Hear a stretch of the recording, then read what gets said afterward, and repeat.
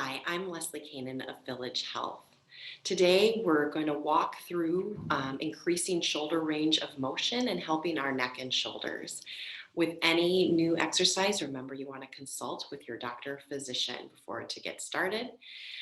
Today, this is going to be shoulders and neck level one. So what you're going to need is a place on the floor wide enough for your wingspan on either side of your body. And you might need a pillow in order to get your head in the right alignment with your neck and your shoulders. Let's go ahead and get started. You're going to lie down on your mat with your knees bent and your feet flat. And have that pillow behind your head if you tend to jut your chin up or you feel like your head is reaching towards the floor, and that will help bring your ears in alignment with the rest of your body. If you don't need that pillow, like I don't, you're just going to reach it and take it out of the way, okay? So you just want to make sure that your head is in line with your head, neck, and shoulders, and we're going to get started. So this is, I like to call it snow angels. And so what you're going to do with your knees bent and your feet flat, and you want to make sure your thighs, knees, and feet are in line with your hips. You're going to go ahead and just have your arms at your sides with your palms up to the ceiling. And all you're going to do is sweep those arms up into a T, and then sweep those arms back down towards your mat.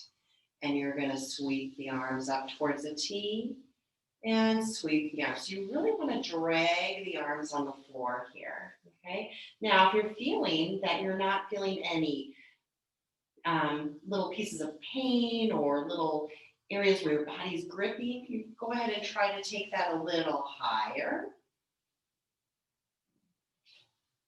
But if you're feeling any restrictions on one shoulder, you're only going to go as far as your weakest link.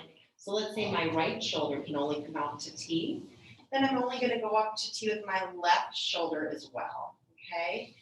Now, the other thing to think about, especially as your arms start to get to T and start to reach back over your head, is that you want to make sure that you're not arching, to reach your arms back over your head, you're not arching your ribs and your mid-back off the floor. So this is where I want to start to think of keeping your bottom rib on the mat. And to add some breath, you're going to want to inhale as your arms sweep up and exhale as the arms come down. And again, you really want to drag those arms on the floor or the carpet, and you want to keep that bottom rib down. And as you continue to do that, you also want to make sure that you're not feeling any twinges of tightness and engagement in the neck or the tops of the shoulders where the upper traps reside. So again, as you're doing that sweeping snow angel movement, you want to make sure you're not feeling any gripping or any tightnesses. If you start to feel those twinges of engagement, you want to go a little slower, try to pause, see if you can go a little further, and if you can't, then you just stick with that shorter range of motion. So moving up from that to start to work on continuing to build. When we're on our backs, we're kind of allowing the chest to open and we're working on that shoulder range of motion, lying supine on our back. This exercise can also be done lying on your stomach and prone. So I want you to remember what it felt like to have the backs of your arms and your hands gliding on the floor or carpet. And what you're going to do is flip over onto your stomach. And when you flip over on your stomach, feel free to have your legs apart. If you need to have a pillow underneath your forehead, because you want to keep your head down, you can do that. Otherwise, we can do this with the head a little lifted. So you decide if you want to rest your head down on that pillow or have your head up. Now, we're going to start the same way. The head is a little bit up. You're going to start with your arms out in T or just lower than T. Now, what would it feel like if the floor was behind you and you draw your shoulders and your arms, the backs, your hands and fingers, as if that floor was behind you? And then go ahead and just start with that smaller snow angel. And again, the arms aren't drooping towards the floor. You want to feel like you're meeting the imaginary floor behind you. What did it feel like? And then if you can reach those arms a little more overhead, start to practice that. Now, if you're gripping a lot in your low back, then you're going to want to have your head down and just practice this.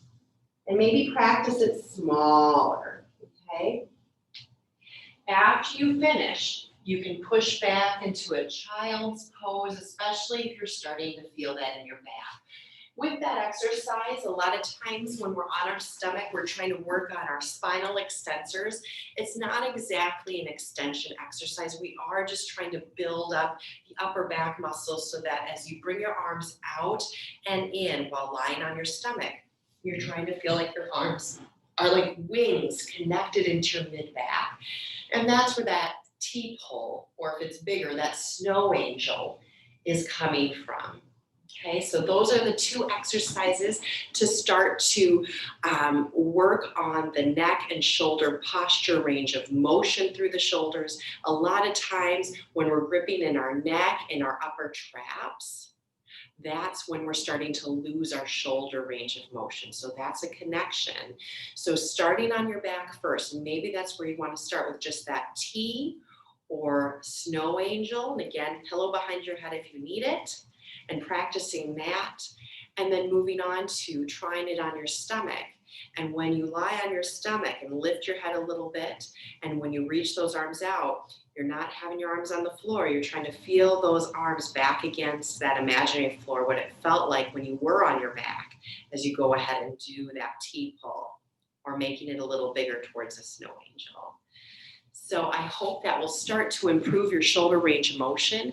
Remember, only go as far. The movement is only as big as your weakest link. So if you have one shoulder that has a restricted range of motion for right now, both arms do that restricted range of motion until you get stronger, more flexible as you're lying on your back, and stronger as you're lying on your stomach.